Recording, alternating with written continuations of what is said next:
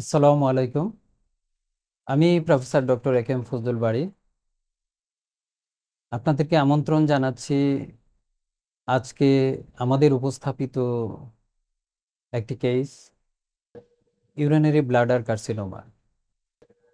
আপনাদেরকে স্বাগত জানাচ্ছি আমাদের ইউটিউব এবং ফেসবুক পেজ দেখার জন্য, বিটমির ultrasound school and colour Doppler and fetal ultrasound পেজে।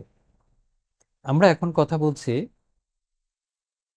Urinary bladder carcinoma. আপনারা জানেন যে ব্লাডারের সবচেয়ে কমন কার্সিনোমা হলো ইউরিনারি ব্লাডার কার্সিনোমা।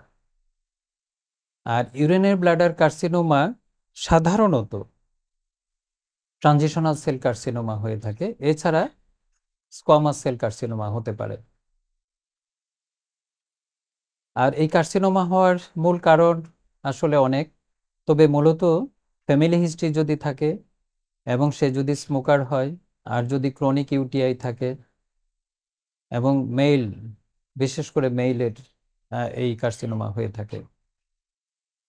আর ইউরিনারি ব্লাডার কার্সিনোমা সহজেই ডিটেক্ট করা যায়, সহজেই ট্রিটমেন্ট করা যায়, but recurrence rate very high.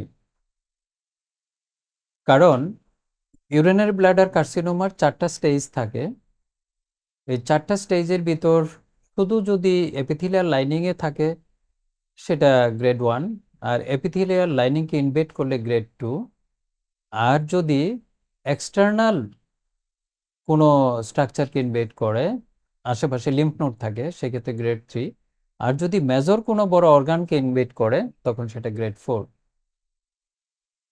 আজকে আমরা আপনাদেরকে যে কেসটি দেখাবো সেটি গ্রেড 2, সেটি গ্রেড 2 একটি কেস, এবং এই কেসটি very difficult to isolate from the prostate.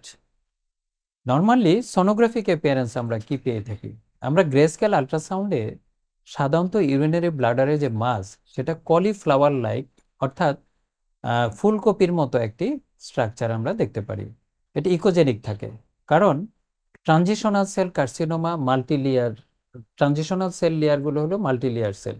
Multilayer হওয়ার কারণে এইটার বিভিন্ন ইন্টারফেস থেকে রিভারবেশন আর্টিফেক্টগুলো হয়, যার ফলে এই টিউমারগুলো একটু সাদা হয়ে থাকে। কারণ কয়েকটা লেয়ার থেকে ইকোগুলো আসে, যার ফলে এই কার্সিনোমাগুলো একটু সাদা হয়ে থাকে এবং এবং ফুলকপির মতো একটু ছড়ানো থাকে। কিন্তু এই ক্ষেত্রে একটু সেটার পাশাপাশি যেহেতু প্রস্টেটটা হিউজলি এনলার্জ, এই জন্য আমাদের ডিফারেন্সিয়েট করতে একটু কষ্ট হয়েছে, এবং সোনোগ্রাফিক অ্যাপিয়ারেন্সের সাথে আমরা কিন্তু ডপলার দিয়ে কনফার্ম করতে পারি যে এইটা মেলিগন্যান্ট কিনা। বাট আমরা ট্রান্সঅ্যাবডোমিনালি রুগীটা দেখছি, কিন্তু I think so it will be very good if you can do it through the transrectal sonography. Transrectal sonography দিয়ে যদি আমরা দেখতে পারতাম তাহলে জিনিসটা আরো ভালো বোঝা যেত। তো আমরা নিশ্চয়ই, আমরা আশা করি আমরা ট্রান্সঅ্যাবডোমিনালে দেখতে পাবো।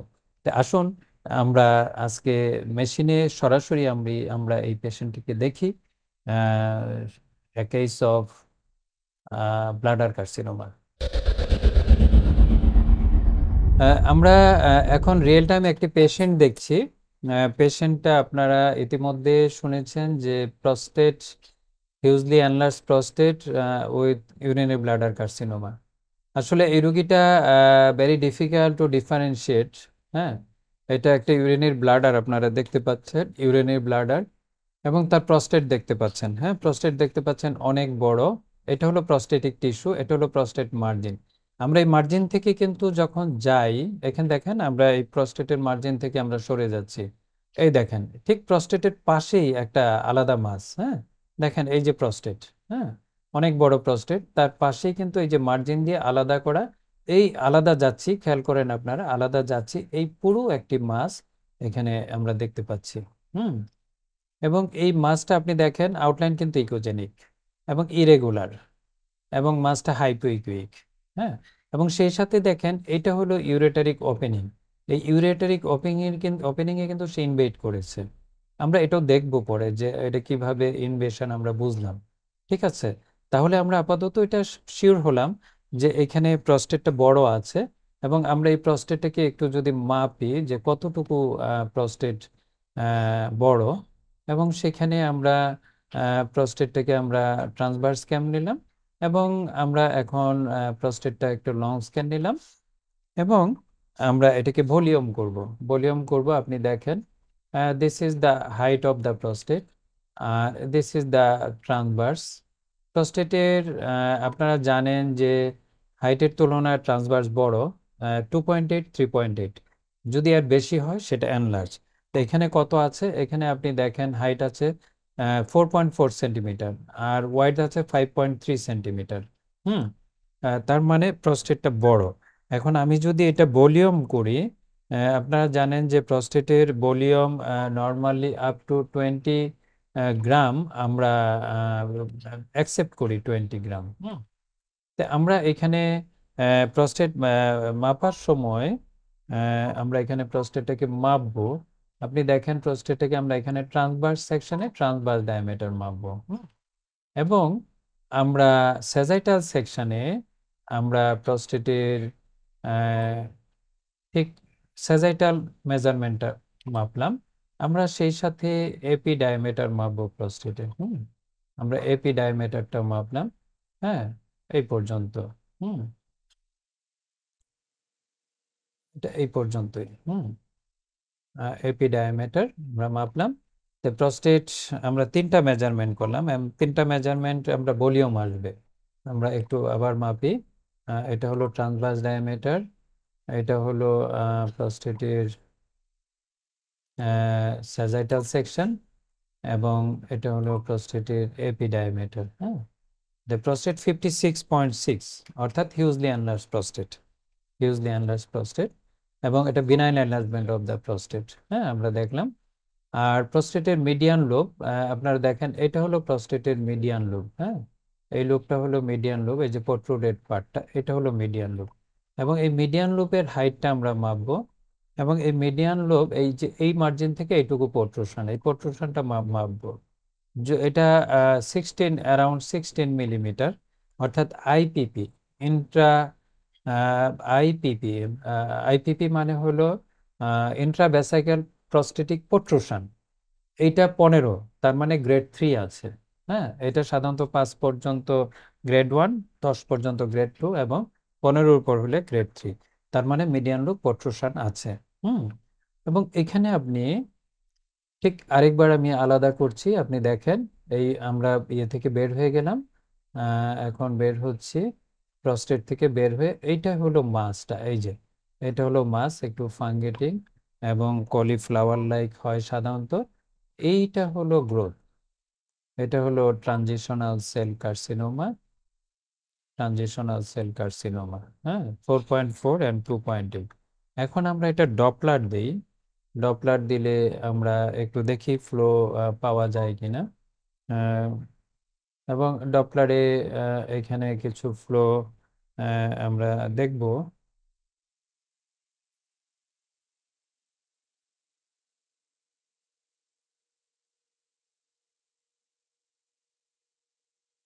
আমরা ডপলার ফ্লো ভিতরে কিছু ফ্লো আমরা দেখতে পাচ্ছি, এবং you see these are the Doppler flow within the mass. এবং সেখানে আমরা স্পেকট্রাম নিতে পারি,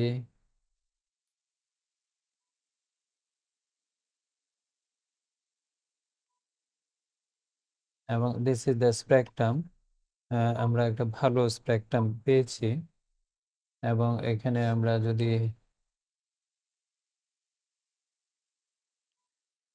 আরআই 0.73, আর এখানে আমরা একটু লং স্ক্যান যদি করি, আপনি দেখেন এটা ঠিক পেনিট্রেট করেছে।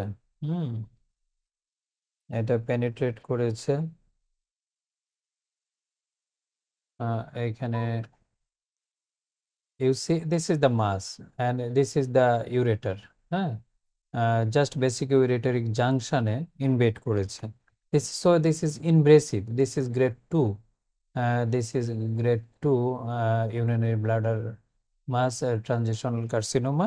এখন আমরা এখানে যদি ফ্লো দেই, আমরা জেট ফ্লো যদি দেখি, আমরা দেখি কোনো জেট ফ্লো আছে কিনা এবং কোন পাশ থেকে হয়।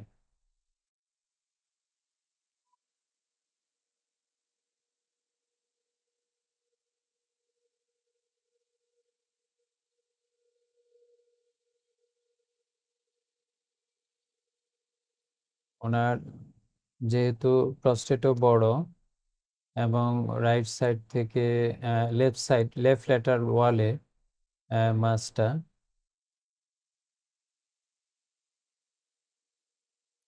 এটা জেট ফ্লোটা দেখেন, ডিরেকশন চেঞ্জ, এটা হলো জেট ফ্লো, ঠিক এদিক দিয়ে এসে এদিক দিয়ে গেল, আর এই পাশ দিয়ে কিন্তু কোনো ফ্লো হইলো না। তার মানে রাইট সাইড ওকে আছে, লেফট সাইডে তার অবস্ট্রাকশন আছে, ইউরিন ঠিক মতো পাস হতে পারে না, হুম, ডিউ টু ইনভেশন।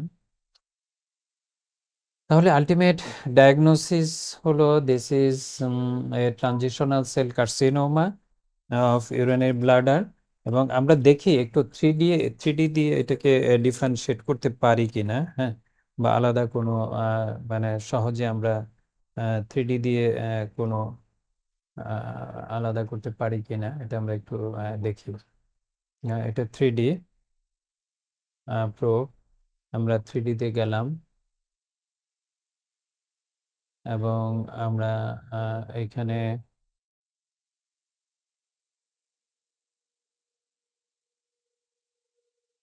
শ্বাস বন্ধ রাখেন, চাচা শ্বাস বন্ধ রাখেন।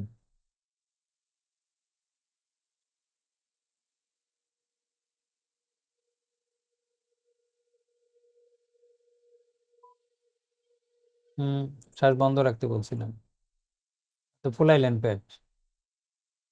যাই হোক, চাচা কোঅপারেট করতে পারে নাই, বলাতে আর একটু ভুল হয়েছে। আপনি এখানে এখানে দেখেন দিস ইজ প্রস্টেট, হ্যাঁ, দিস ইজ প্রস্টেট, তাহলে এটা আলাদা, এটা হলো প্রস্টেট, এটা হলো প্রস্টেট, আর এটা হলো, এইটুক হলো মাস, ইউসি দিস ইজ মাস। আমি একটু আরেকটা ছবি নেই, ট্রান্সভার্স স্ক্যানের একটু ছবি নিচ্ছি।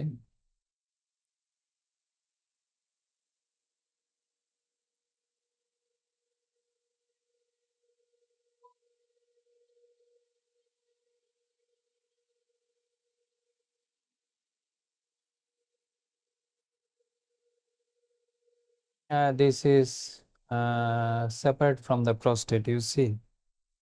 This one prostate and this is the mass, irregular, এবং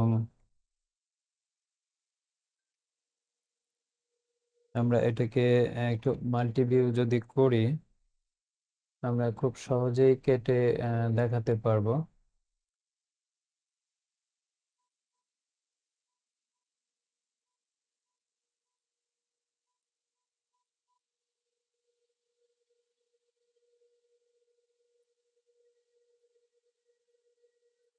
এটা হলো প্রস্টেট, প্রস্টেটটা আমরা কেটে দেখলাম, তারপর এইটা হলো মাস, তার মানে প্রস্টেট থেকে আলাদা। হ্যাঁ, এখানে আপনারা দেখেন, আমরা একটু বড় করে দেখি,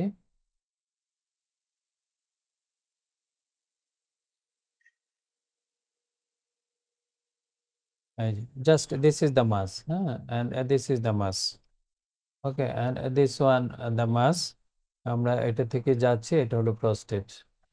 So this is not prostatic mass, this is a mass of this is the mass from the urinary bladder wall. urinary bladder wall থেকে এই মাসটা আমরা দেখলাম। You see this is the mass, 3D impression.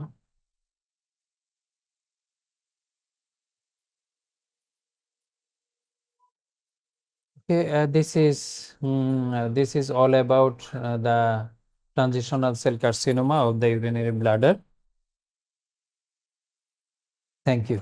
আমরা এতক্ষণ prostatic hyperplasia এবং সেই সাথে posterior lateral wall of the urinary bladder থেকে একটি ট্রানজিশনাল সেল কার্সিনোমা দেখলাম।